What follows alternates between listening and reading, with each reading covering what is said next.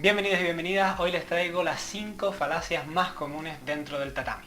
Pero antes de empezar, ¿qué es una falacia? ¿Y por qué la traes a colisión a las artes marciales? Pues bueno, una falacia es simplemente un término que viene de la lógica y que hace referencia a que un argumento que parece válido, pero en realidad no lo es.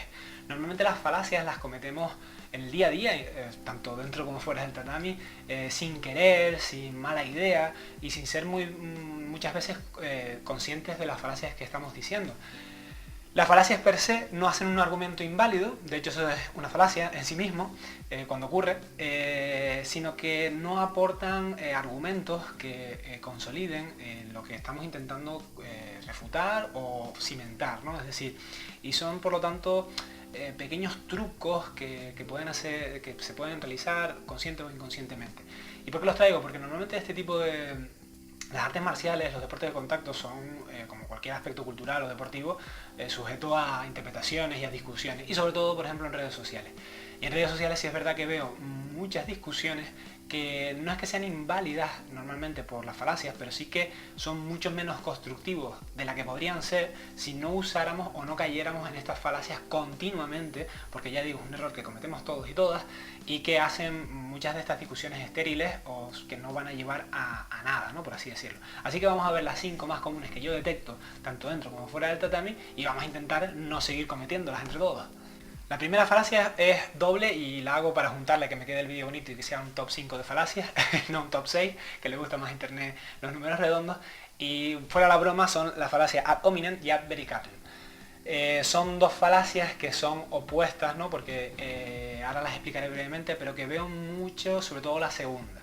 Empezamos por la primera, el ad honorarium es simplemente mostrar la falsedad de una afirmación simplemente por el emisor, ¿vale? Es decir, la traduzco un poco. Podríamos decir que el morote gari es una técnica que no funciona porque a Ben Askren le volaron la cabeza de un rodillazo en la UFC. Estamos invalidando la calidad de una técnica o la viabilidad de una técnica simplemente porque a un luchador que a lo mejor y seguramente a nosotros no nos caiga bien, no le ha salido y por lo tanto descartamos que esa técnica sea, por así decirlo, útil. Esto en sí mismo es una falacia, porque simplemente estamos atribuyéndole a un luchador que, como digo, en la normalidad de los casos no nos cae bien, una cosa negativa y por lo tanto atribuimos que esa técnica no se puede realizar. Es un ejemplo menos común que el siguiente, pero que puede darse mucho, sobre todo, como ya digo, en redes sociales. Y pasaríamos a la opuesta, que es ad vericatium, que es precisamente otorgar una veracidad a una afirmación simplemente por el emisor que la recibe. Entonces, esto es, pues, Funakoshi, Jigoro Kano, Ueshiba dijo que X, lo que sea, por lo tanto ese X debe ser verdad. Claro, ahí estamos atribuyendo la veracidad de un hecho a simplemente porque una figura histórica muy relevante y muy querida por un amplio sector de la población lo ha dicho. Y si bien es cierto que en artes marciales debemos de respetar a las figuras históricas que han venido detrás de nosotros, porque sin esas figuras es probable que nuestro deporte no existiera, o por lo menos no existiera como lo percibimos hoy en día, y tenemos que mostrar ese respeto a través del conocimiento y de leer su obra y de entender esas figuras que hayan podido ser relevantes. Yo siempre, por ejemplo, en artes marciales en general, siempre creo que deberíamos estudiar bastante la figura de Jigoro Kano, porque en mi opinión cambió el concepto de artes marciales, pero eso no quita que haya que entender el contexto histórico, y es que todas estas figuras históricas que he dicho ya no están entre nosotros y se desenvolvieron en un entorno histórico que es muy distinto al que estamos viendo actualmente y al que viviremos dentro de 40, 50 o 100 años.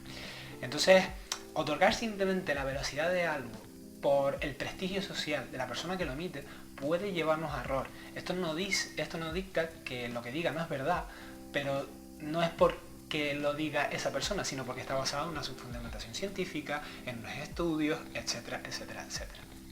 Pasamos ya a la segunda falacia más común que yo encuentro, y es el falso dilema. El falso dilema simplemente hace referencia a que o bien dos puntos de vista, uno es verdad y otro es mentira, y no aceptamos un punto intermedio. Como un ejemplo simplemente sería decir que para poder lanzar buenas patadas debemos hacer o Muay Thai o Taekwondo, no hay más, ¿vale? Es decir, se está diciendo que para poder lanzar buenas patadas, por ejemplo en el contexto de las artes marciales mixtas, tenemos que aprender o taekwondo o muay thai y no dejamos espacio a mayores interpretaciones como aquella que nos pueda decir pues oye, pues el kickboxing, pues el karate, pues tantísimas artes marciales que también trabajan las patadas, ¿por qué no pueden ser una buena opción? Si bien no hacerlo exclusivamente, pero sí aprender de estas artes marciales también. Como digo, se nos plantea el interlocutor un falso dilema, nos plantea que si queremos aprender buenas patadas, simplemente es esto o esto. Y no nos dan opción realmente aprender. Realmente cuando lo recibimos, si sabemos un poquito de artes marciales, percibimos ese falso dilema rápidamente, pero si el locutor no es alguien que conozca el mundillo, puede hacer caso a una falsedad, y es que te están poniendo en un problema que no existe. Entonces, como digo, esto se suele dar bastante, y ya digo, no afecta a las personas que tenéis un poquito más de experiencia, puesto que veis que realmente no, que hay más opciones, que se puedan hacer más cosas, que no te tienen que poner entre la cara o la cruz, siempre puede haber un canto y millones de opciones más.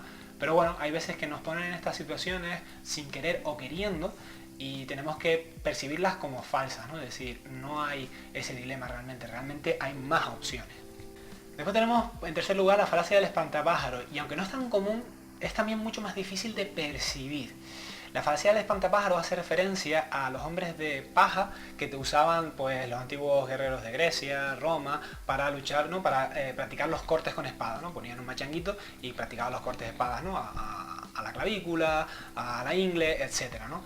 Entonces hace referencia a un oponente que no se puede defender o que es tan inútil que no puedes, claro, con el que puedes luchar fácilmente.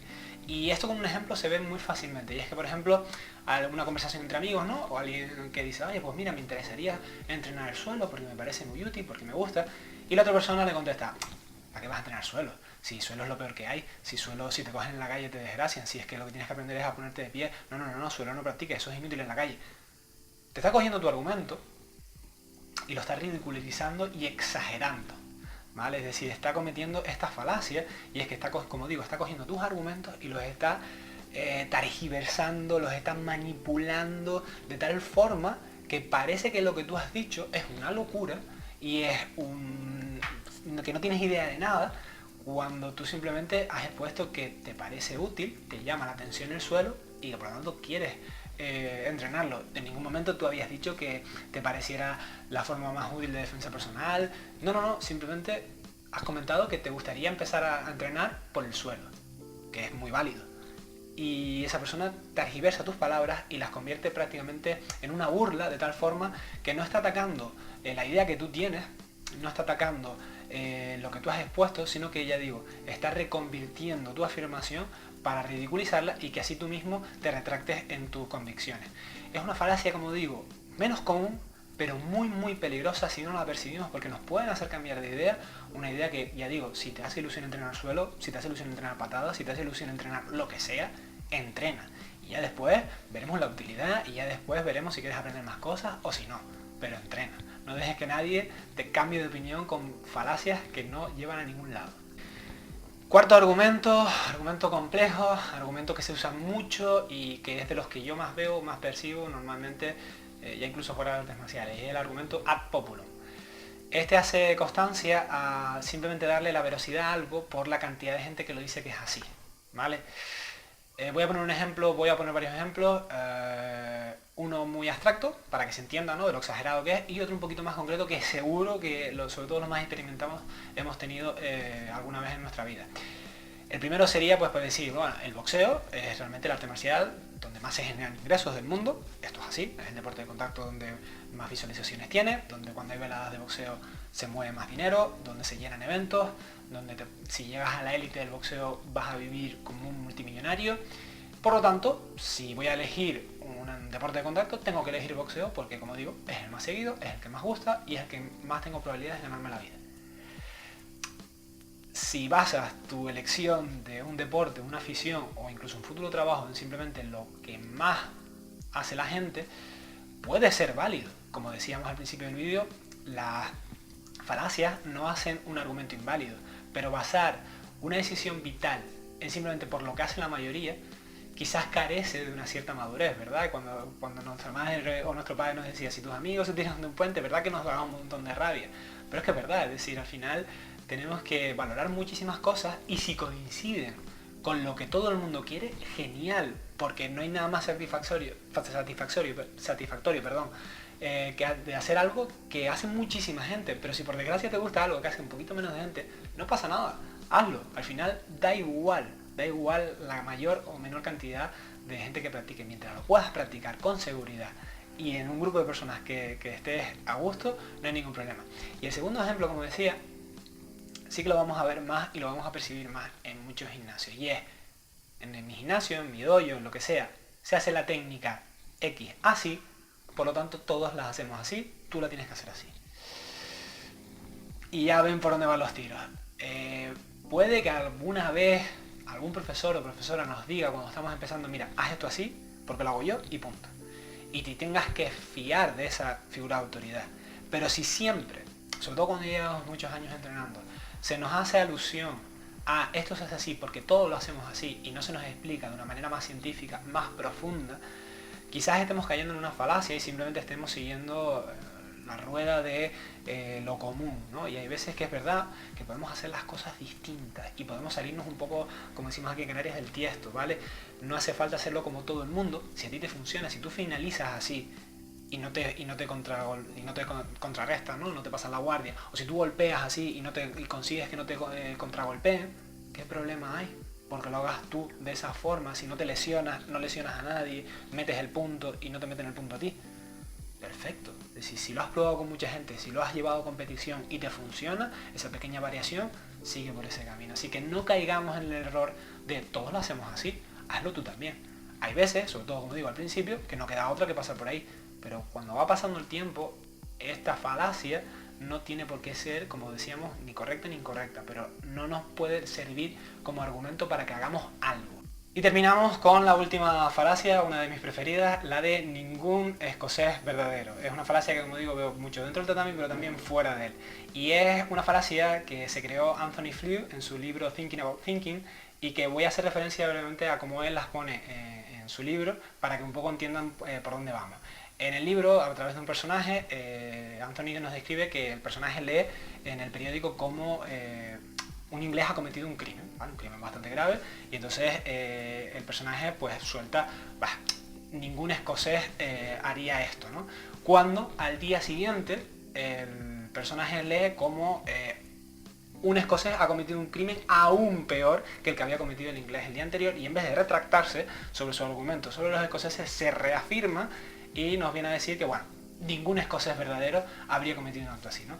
Entonces, esta falacia, como vemos, es simplemente no ofrecer argumentos, sino simplemente transgiversar la realidad para que quepa en tu espectro, ¿no? Es decir, ante la duda de si, oye, yo he dicho que ningún escocés puede cometer un crimen de esa magnitud, un escocés me demuestra lo contrario, y de repente digo, no, es que ningún escocés verdadero haría eso. Esto en artes marciales lo vemos, por ejemplo, pues alguien que crea, yo qué sé, vamos a decir alguien que crea que el karate es inefectivo, y de repente otra persona llega y le dice, mira, esta persona, que te voy a enseñar en vídeo, es cinturón negro de karate y noquea a 3 personas que intentan agredirle, ¿no? Y se ve en el vídeo la persona, pum, y después se ve la persona en el dojo entrenando y se ve como le hace un Maizuki, un Yakuzuki, lo que sea, y noquea a los 3. Entonces, en vez de decir, bueno, intentar argumentar por otro lado, nos dicen, bueno, pero seguro que ese, además de karate, ha hecho MMA o ha hecho kickboxing o lo que a esa persona le parezca que es de más útil en la calle. Como ven, puede que tenga razón, puede que esa persona de repente sea un experto también, además en karate, en MMA o en Krav Maga o lo que sea. Pero es que es una falacia, es decir, lo que tú tienes que es retractarte y decir, bueno, yo pensaba que el karate no era efectivo, pero oye, mira, a lo mejor en algunos casos sí lo es. En vez de retractarnos e intentar abrir la mente, intentar tener una conversación y decir, oye, pues mira, me estás presentando pruebas que me hacen replantearme mi opinión. No, lo que hago es usar una falacia para seguir reafirmándome en mis propias ideas.